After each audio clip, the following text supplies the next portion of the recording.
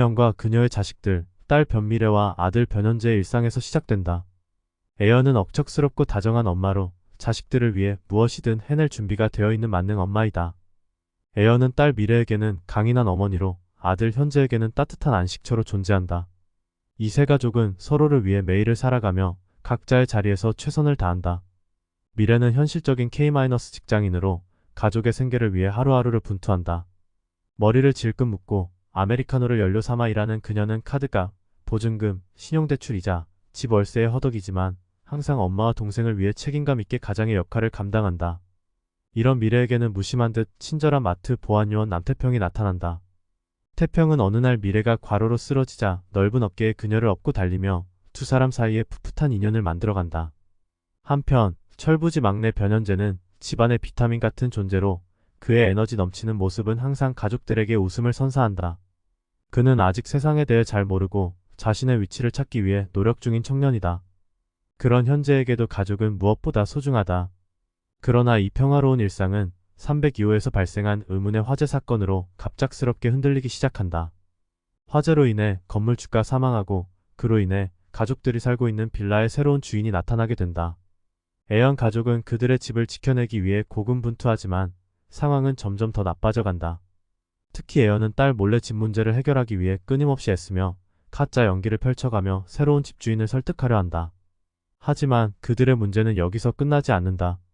놀랍게도 애연과 미래, 현재는 오랫동안 죽은 줄로만 알았던 무진이 새 건물주로 돌아오면서 충격에 빠진다. 무진은 애연의 전 남편이자 미래와 현재의 아버지로 그는 오랫동안 가족들과 연락을 끊고 지내왔다. 그의 부재는 가족들에게 큰 상처로 남았지만 무진은 죽었다는 소식과 함께 그들의 기억 속에서 잊혀져 가고 있었다.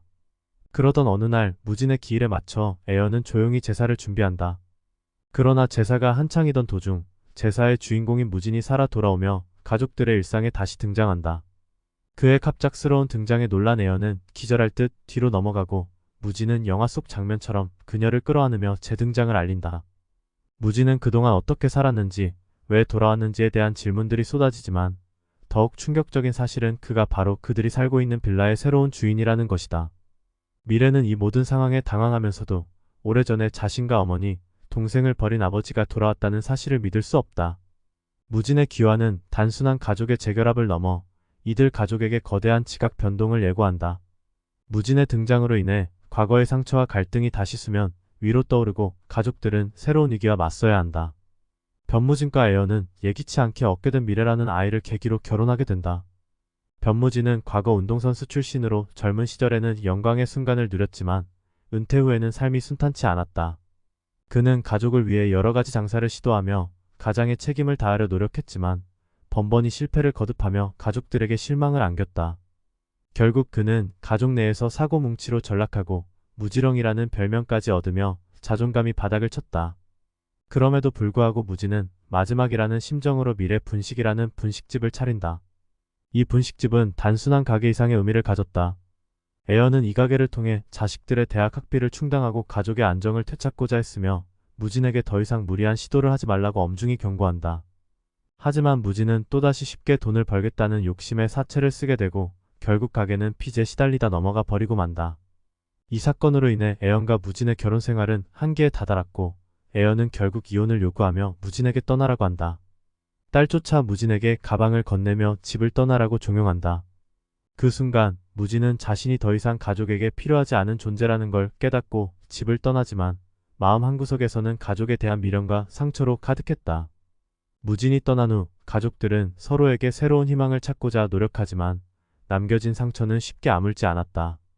시간이 흐르고 무진은 자신이 가족을 위해 희생했다고 믿으며 다시 돌아오기로 결심한다. 마치 아무 일도 없었던 것처럼 빌라로 돌아와 마치 그곳에 아직도 그의 가족들이 살고 있다는 사실을 몰랐다는 듯이 행동한다.